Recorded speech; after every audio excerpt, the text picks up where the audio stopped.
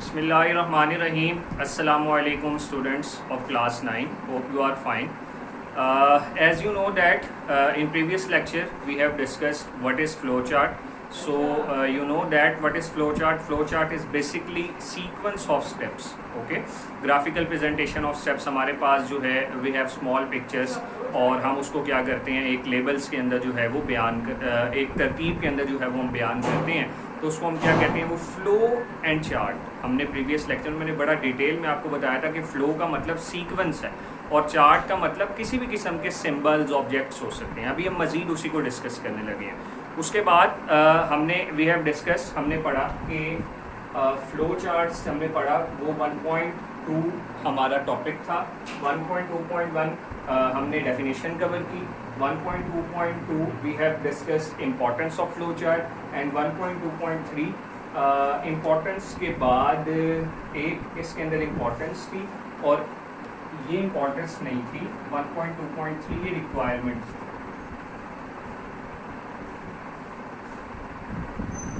Requirements में हमने देखा what is input, what is output, what is decision, what is processing, ये सारी चीज़ें हमने डिस्कस कर दी। ठीक हो गया। अब आपके पास जो टॉपिक है वो 1.2.4 है जिसका नाम सिंबल्स ऑफ फ्लो चार्ट है, जिसका जो कि पेज जो हमारे पास है वो पेज 7 और 8 पर मौजूद। ठीक है, तो ये हम डिस्कस करेंगे कि सिंबल्स ऑफ फ्लो चार्ट के सिंबल्स हैं। सिंबल्स का मतलब क्या होता है? सिंबल्स का मतलब है बेसिकली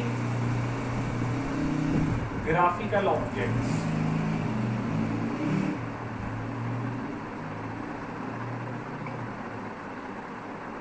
ठीक है, और we can say that pictures, small pictures in computers terminology. Computer के अंदर हम कह सकते हैं कि इसका मतलब ये है, जैसे फॉर एग्जांपल मैं कहता हूँ कि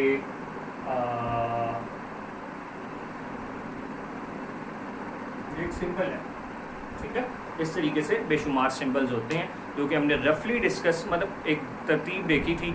ये नहीं पता कौन सा कब इस्तेमाल होता है, वो हम डिस्कस करेंगे। तो जो आपके पास पहला है वो बेसिकली है आपका टर्मिनल का सिंबल। हम इसको इस तरह ब्लू से बनाते हैं। ठीक है, टर्मिनल का सिंबल कैसे होता है? आपने इस तरीके से लाइंस लगानी है।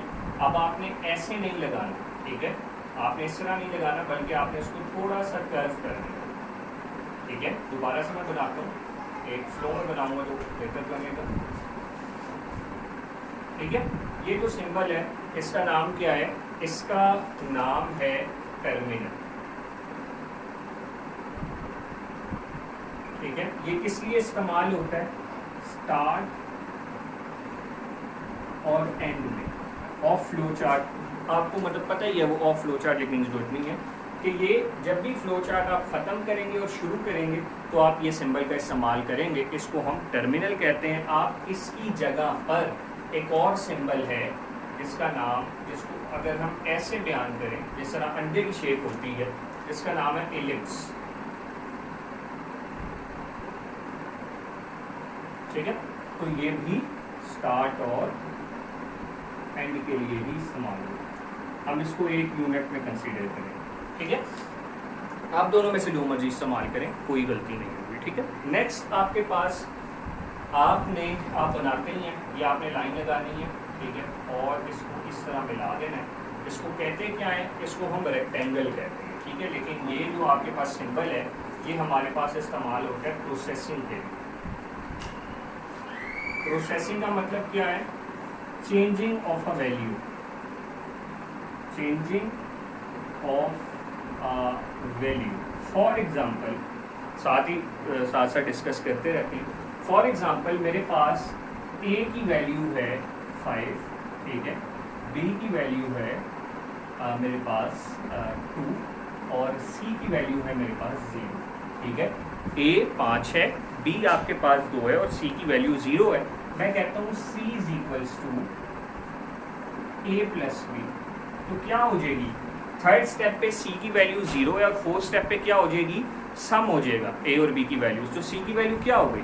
c की वैल्यू आपकी चेंज हो गई है अगर आप गौर करें। और हमारे पास प्रोग्रामिंग का रूल है जब भी हम कंप्यूटर स्टडीज़ में डिस्कस करते हैं कि जो लास्ट आपकी लेटेस्ट वैल्यू है वो कंसीडर होती है। अब जीरो नहीं होगी, जब फोर्थ लाइन एग्जीक्यूट हो जाएगी तो सी की वैल्यू 7 हो जाएगी। अगर मजीद बाद में कोई और वैल्यू आप लगाते हैं सी इज इक्वल्स टू 8 माइनस सी या जो भी आप करते हैं तो फिर वो वाली कंसीडर होगी। तो उसका मतलब ये है कि वैल्यू जब चेंज करेंगे तो फिर हम इसको किस तरीके से ऐसे रख दिया करेंगे, इस तरीके से, ठीक है। ये प्रोसेसिंग कहलाती है, चेंजिंग ऑफ अ वैल्यू। और स्टार्ट एंड आपको पता है हर एक के बिल्कुल आपने शुरू में जब भी फ्लो चार्ट शुरू करेंगे तो आपने किस तरह लगा दिया करेंगे, ठीक है। अभी मैं मज़ीद एक आपको बताता हूँ वही जो आपके जहन में है। ये क्या चीज़ है, ये आपके पास एक लाइन है, लाइन के साथ लाइन सेगमेंट है बेसिकली, मैथ में आपने पढ़ा होगा, और साथ एरो हेड लगा दिया तो वो एरो कहलाता है, ठीक है। एरो तो नहीं कहेंगे, हम इसको कहेंगे फ्लो लाइंस, फ्लो लाइंस, ठीक है। तो फ्लो लाइंस क्या करती हैं, डिटरमिन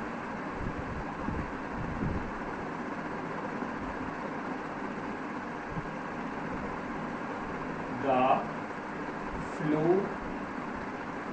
या sequence of in flow chart.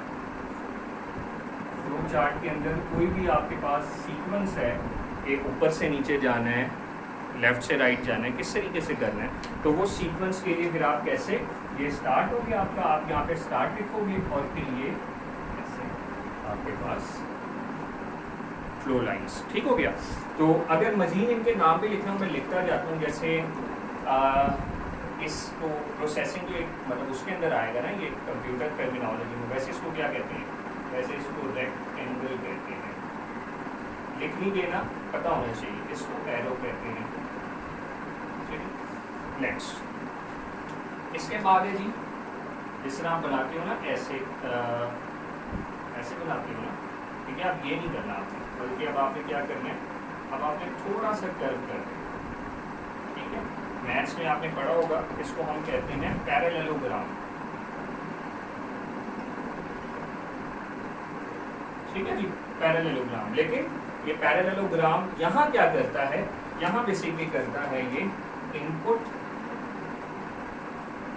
और आउटपुट के लिए, ठीक है। इसका मतलब क्या है, इनपुट का मतलब टेकिंग डेटा, और आउटपुट का मतलब क्या है, शोइंग रिजल्ट, वो मैं बताता हूँ।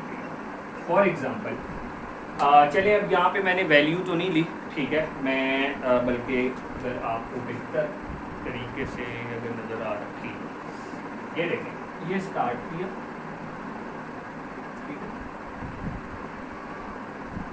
ये आप जनाब आप कोई भी इनपुट कर लें, ज़रूरी नहीं है, हमने लिखा इनपुट ए कॉमा बी, दोनों साथ साथ लिखे। अब आपने क्या किया, इनपुट ए बी यूजर ने जो भी वैल्यू दी ना, आपने लिखा C is equal to A plus B. अभी आप रफ सा समझे, पहले हमने वैल्यू ले ली और उसके बाद हमने उसको प्रोसेसिंग जब की तो फिर वो प्रोसेसिंग सिंबल में आएगा, ठीक है। लेकिन जब इनपुट जब यूजर से वैल्यू लेनी है या आउटपुट प्रिंट, ठीक है, तो उस सूरत में पैरेललोग्राम लगाना है, ठीक है। अब आपको अब क्या करना है, आपने मतलब आपने दो वैल्यूज़ ले ली, उसको फॉर एग्जांपल मैं आपको कहता हूँ कि आपको मैं दो वैल्यूज़ देता हूँ, 5 और 2 को सम करें। आप कहते हैं ठीक है, आप 5 और 2 को सम कर लेते हैं, लेकिन आप 5 और 2 को सम करके छोड़ थोड़ी देते हैं। मतलब ये थोड़ी है कि मतलब आप 5 और 2 को सम करने के बाद कैलकुलेटर बंद कर दें, आपको पता लग गया ना, आउटपुट आ गया। एक तो चीज़ है 5 + 2 जमा हो गए तो प्रोसेसिंग हो गई, लेकिन उसके बाद आप मुझे बताएंगे कि सर इसका आंसर जो था वो 7 था। तो उसका मतलब क्या हुआ कि आपने जो है वो दोनों वैल्यूज़ को जब जमा किया तो वो प्रोसेसिंग हो गई। जब आपने मुझे बताया कि 7 है तो वो आउटपुट है, और आउटपुट के लिए अभी हमने डिस्कस किया कि वो वही वाला इनपुट आउटपुट के लिए एक है, तो फिर वही पैरेललोग्राम लगाया, कैसे ऐसे, और यहाँ पे लिखा प्रिंट, कहाँ पे आउटपुट पड़ा है, सी में, और इसके बाद ये मैं इसको इधर ही कर रहा हूँ और यहाँ पे क्या कर दिया, एंड कर दिया। उम्मीद है काफ़ी हद तक क्लियर हो गया होगा, ठीक है। इसके बाद ये हमारे पास बेसिक्स हैं। एक और बहुत ज़्यादा ज़रूरी सिंबल है जिसको हम कहते हैं, ये वाला सिंबल, क्या कहते हैं इसको आप नॉर्मली लाइफ में? डायमंड। डायमंड का सिंबल है, लेकिन डायमंड नहीं कहना इसको, इसका नाम जो कंप्यूटर में है वो आपने ध्यान करना है। उसका नाम क्या है? ये डिसीजन करता है, फैसला करना।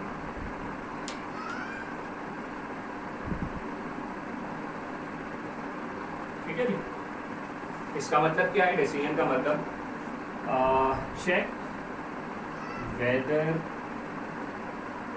द कंडीशन इज ट्रू और फॉल्स। वो अभी मैं बता रहा, लेक्चर भी बड़ा लेंथी हो जाएगा, वो फिर वो कॉम्प्लेक्सिटी आ जाएगी। लेकिन डिसीजन में हम ये कहते हैं, फॉर एग्जांपल मैं कहता हूँ कि चेक करो अगर बारिश हुई तो स्कूल से छुट्टी है। ठीक है, अगर बारिश हुई तो स्कूल से छुट्टी।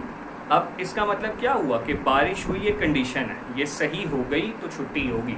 लेकिन अगर ये कंडीशन गलत हो गई यानी बारिश नहीं होती तो उस सूरत में छुट्टी नहीं होगी। तो कंडीशन जो है, जब कंडीशंस आ जाती हैं हमारे पास, इफ एल्स कहते हैं उसको प्रोग्रामिंग स्ट्रक्चर में, तो उसके लिए जब आप उसको ग्राफिकली रिप्रेजेंट करते हैं तो हमारे पास डायमंड का सिंबल होता है और उसकी दो फ्लो लाइंस जारी होती हैं कि सही होगा तो सही की तरफ चला जाता है, गलत होगा तो गलत की तरफ। वो हम मज़ीद आगे देखेंगे। ठीक है, इसके बाद आपके पास लास्ट जो बुक ने बताया, वैसे तो बहुत है, बुक ने जो बताया वो ये गोल चीज़ को आपको पता है ये क्या कहते हैं? उसको हम कहते हैं सर्कल। तो लिहाजा ये करता क्या है? इसको कहते हैं जी, मतलब ये इसके काम के एतबार से इनका नाम रखा है। तो ये है जी कनेक्टर। कनेक्टर का मतलब जब कनेक्ट करना होगा, when flow chart consist of 2 or more pages and we have to connect both pages, then we used this symbol. ठीक है, वो भी मैं अभी आपको बताऊंगा, देख ही लें वो कैसे। जैसे फॉर एग्जांपल एक ये पेज है, ये ख़त्म नहीं हुआ। ठीक है, सपोज करें ये ख़त्म नहीं हुआ, एक ये पेज है, एक अगला पेज है, तो हम इस तरह लगाएंगे कि ऐसे इसका कोई नाम रख देंगे, ए रख दिया सपोज, यहाँ भी ए रख दिया और फिर यहाँ आगे मतलब जितना भी काम है और फिर ऐसे एंड कर। ठीक है, ताकि जैसे ही कोई शख्स देखे ए तो फ़ौरन पीछे जाके देखे कि पीछे काम कितना हुआ है और अब आगे काम कितना होना है। हाँ ठीक है जी, लाइन्स हैं यहाँ पर। कहने का मतलब ये है कि मतलब जब आपने कनेक्ट, एक और काम होता है कि जब आपके पास बहुत ज़्यादा फ्लो लाइन्स हो जाएं, वो बुक ने नहीं लिखा हुआ, लेकिन वो भी होता है जब वो बहुत ज़्यादा फ्लो लाइन्स हो जाएं। वो जब हम बहुत ज़्यादा जब बड़े फ्लो चार्ट्स पढ़ेंगे तो उसमें मैं आपको बताऊंगा कि अगर ऐसा भी पॉसिबल है कि पेज मतलब एक पेज से ज़्यादा पर नहीं भी जाता तब भी हमें ज़रूरत पड़ती है। वो जब फ्लो लाइन एक ऊपर से आ रही, किधर से आ रही किधर से, तो उनको हमने समअप करने के लिए एक फ्लो चार्ट लगा के, मतलब कैसे कि एक कोई लाइन डिसीजन जो सिंबल होता है ना, डिसीजन सिंबल, उसमें ऐसे निकलती है लाइन, एक ऐसे निकल गई। ठीक है, एक इधर चला गया ये, ठीक है, फिर एक इधर चला गया, एक ऐसे आ गई, एक ऐसे। अब ये 3 लाइन है ना, तो उसको मतलब इसके लिए अलग नहीं करते। हम क्या कहते हैं इनको, अगर इसका आंसर एक है तो कनेक्ट कर देते हैं। कैसे? सबको एक जगह ला के ऐसे और फिर एंड कर देते हैं। ठीक है, रिकनेक्ट कर देते हैं। तो वो कनेक्टर ही है, कभी पेज भी कनेक्ट करते हैं और कभी लाइंस बहुत जाते हैं, तो उस सूरत में भी हम इस्तेमाल करते हैं। ये जनाब इसके सिंबल्स थे। अगर आपने कॉलम्स के नाम रखते हैं, टर्मिनल वगैरह, ये इनको नेम्स कह सकते हैं, और ये इसकी है ये डिस्क्रिप्शन। ठीक है, उम्मीद है कि आपको समझ आ गई होगी। मज़ीद अगर आपको कोई मसला है तो उसको आप पूछ भी सकते हैं, और अगर कोई छोटा मोटा मसला है तो कोई ऐसी बड़ी बात नहीं। जब नेक्स्ट हम पढ़ेंगे तो भी हमने एग्जांपल्स करनी है, तो उसमें अब 3-4 लेक्चर शायद एग्जांपल्स के ऊपर ही लगते रहें। ठीक है, तो वो फिर मज़ीद बेहतर अंदाज में आपको क्लियर हो। ठीक है जी, बहुत शुक्रिया आपका, अपना ख्याल रखें, अल्लाह हाफ़िज़।